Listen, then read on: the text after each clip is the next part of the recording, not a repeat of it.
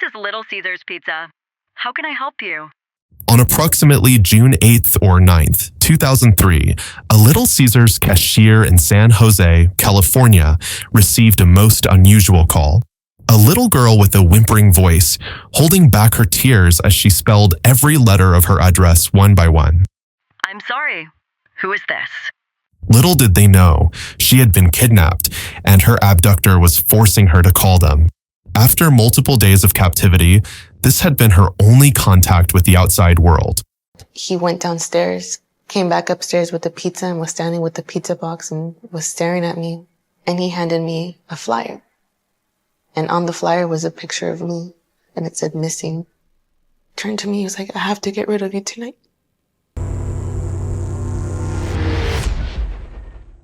Kidnapped, raped, and held bound, 9-year-old Jeannette Tamayo was long gone when the police finally arrived at the scene of her home where the ordeal began. A young girl was abducted from her home after school. The police later got their hands on some footage from a nearby security camera, but it was quickly deemed useless due to the low quality of the recording. Police have no leads in the disappearance of 9-year-old Jeannette Tamayo. After days without any development in her case and no statewide Amber Alert issued, Jeannette knew she had to take matters into her own hands. My fear turned into courage. And I told myself, I'm a fighter. I'm gonna make it.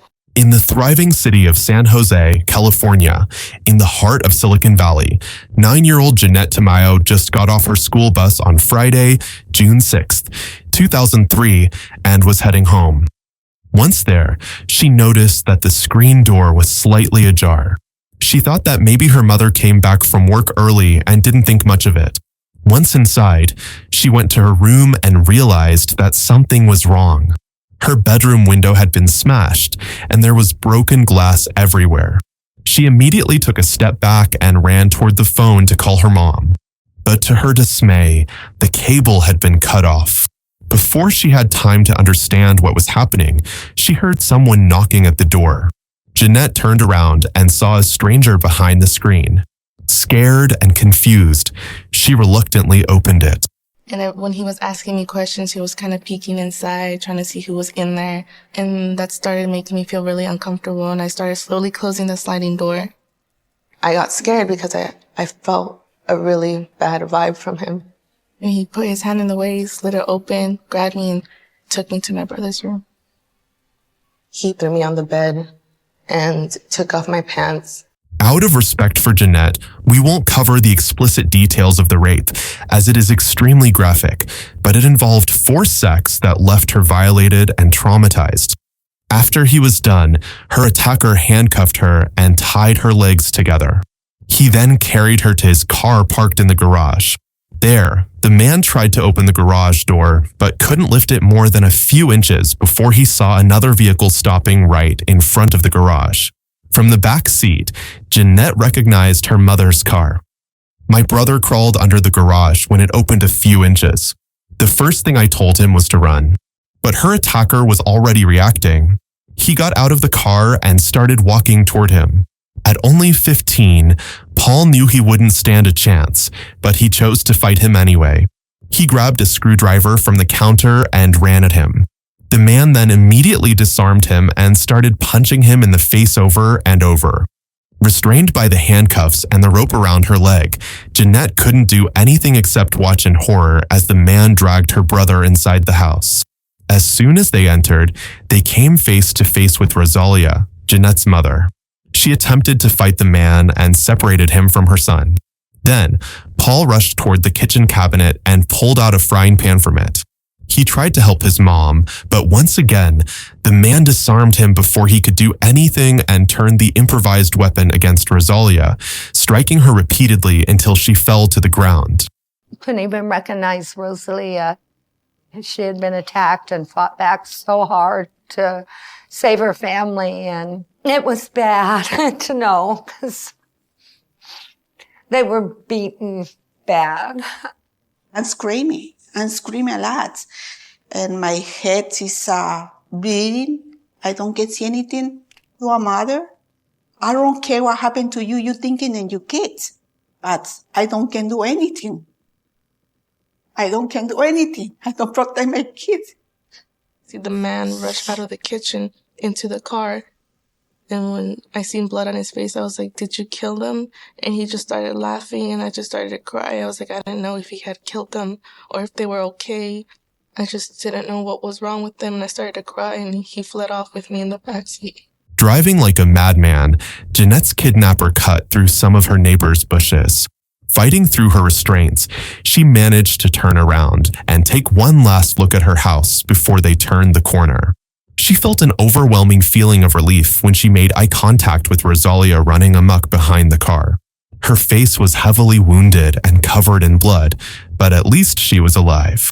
Not far behind, her brother Paul was painfully limping towards some bystanders, waving his arm in the air and screaming for help. As soon as the car passed the corner, Jeannette started to scream at the other drivers passing by, slamming her shoulder against the window in an attempt to catch their attention.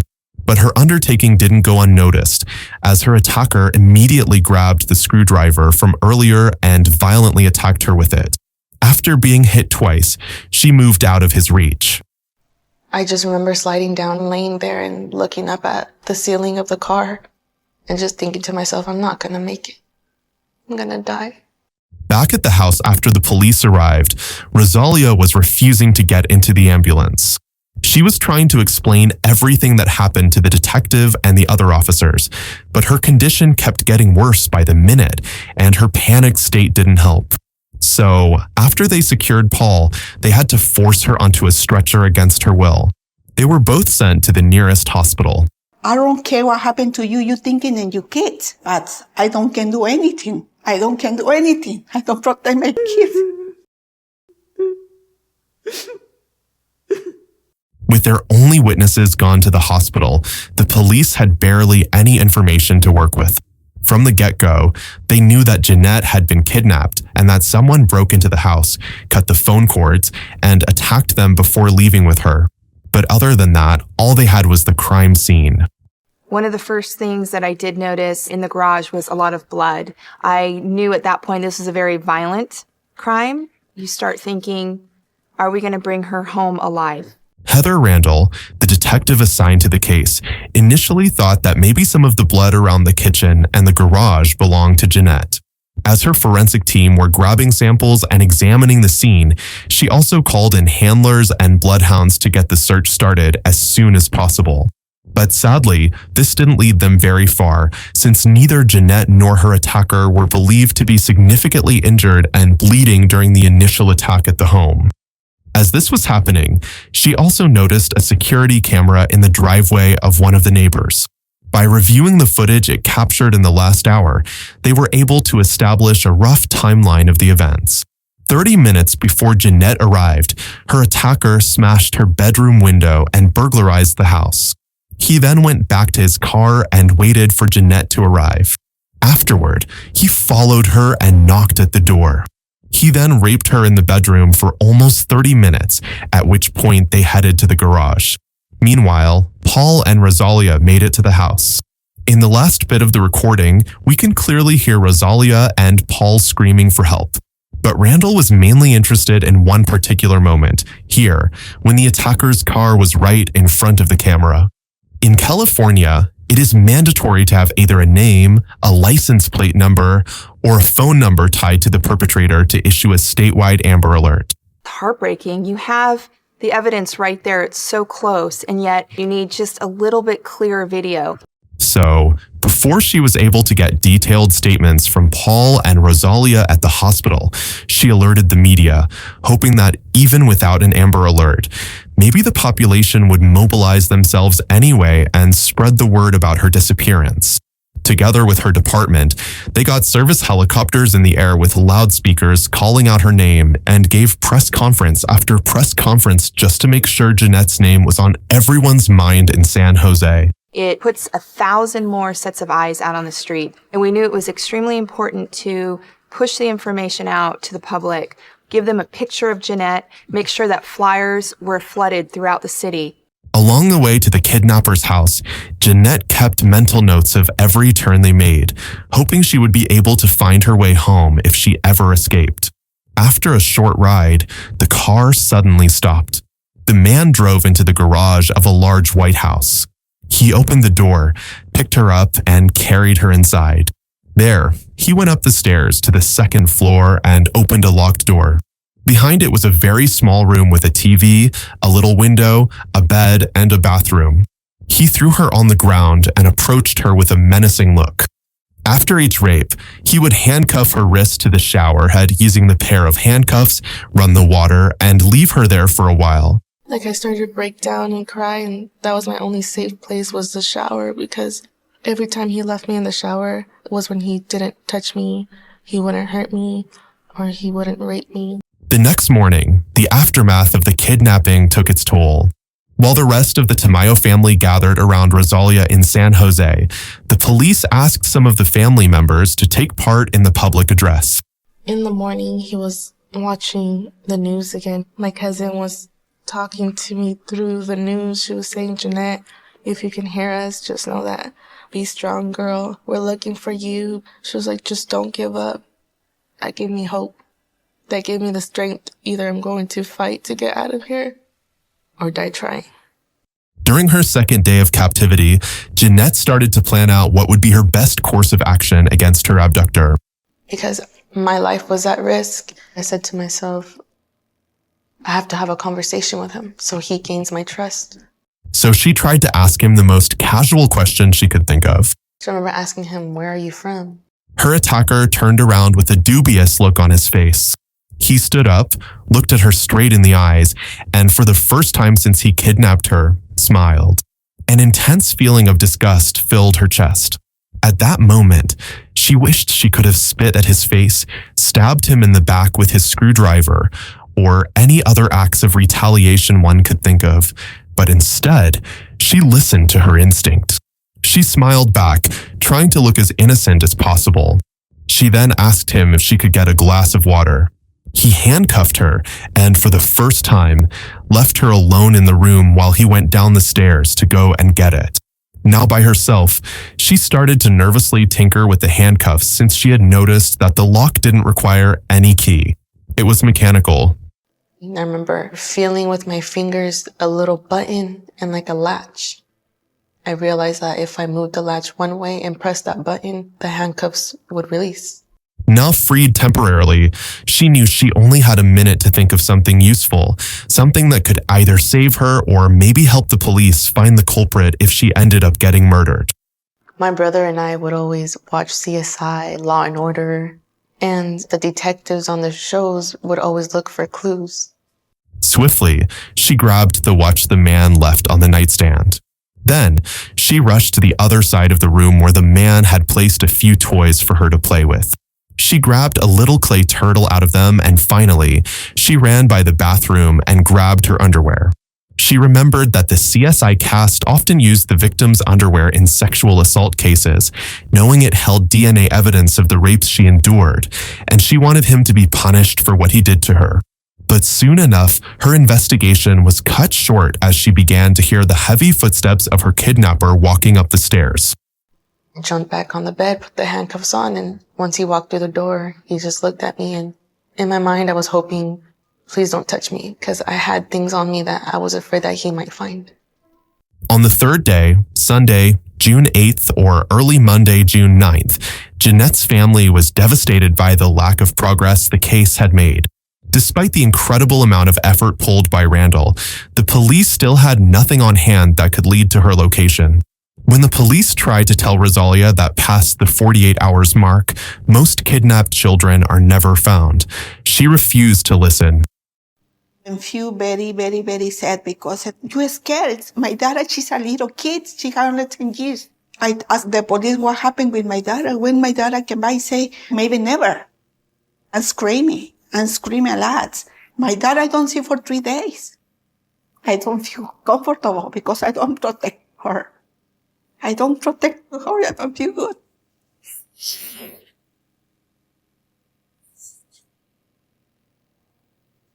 It is at this point that Jeannette became completely numb to her kidnapper's repeated rapes.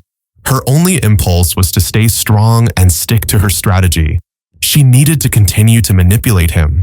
This was her only chance at survival. My befriending was working. He asked me, "Are you hungry?" And I looked at him and I said, "Yeah." He gave me his cell phone. He had a cell phone with him, and he made me call for pizza. He gave me the phone number of the cell phone that he had, and I gave it to the man. The man on the other side of the phone said, "Can I get your address?" He told me the address. And just like she did with the movement of the car 2 days ago, she memorized all of it. If she ever got away, she wanted to be sure she would be able to take him down afterward. Eventually, someone rang the doorbell and her kidnapper left the room for a minute. When he came back, he had a smile on his face. He put the pizza on the floor, and on top of the box, there was a missing person flyer with her face on it. He then told her that he would get rid of her tonight before leaving the room. Once he closed the door behind him, she threw away the pizza and started to grab all the evidence she could. She then stuffed all of it inside the pizza box and hid it under the bed. When he came back, he grabbed a pillow and started smothering her with it. Gasping for air, she tried to push her face against the side, but the man was too strong. As the lack of oxygen started to take its toll, she felt an immense rush of adrenaline running through her body, and in one final push, successfully slid her face to the side enough so that she was able to take one last breath. As soon as 5 seconds later, after I got some air, he pulled the pillow off and he asked me, "Do you want to take a shower?" When she came out of the shower, she quickly dressed up and made sure the pieces of evidence she gathered earlier were still in her pockets. She then heard someone knocking loudly at the door downstairs.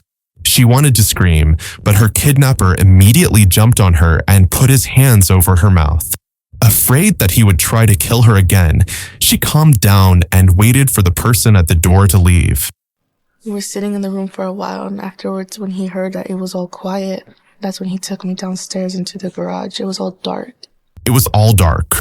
He then forced her into his car, put her back in handcuffs, and started driving. The ride was long, heading towards East Palo Alto, and Jeannette couldn't stop crying and screaming. Midway through it, she took a second to calm herself down in an attempt to make some sense of what had happened to her so far. I remember just crying to myself and just saying, "I did the best I could." I was just preparing myself for my own death. But even then, she hadn't fully given up yet.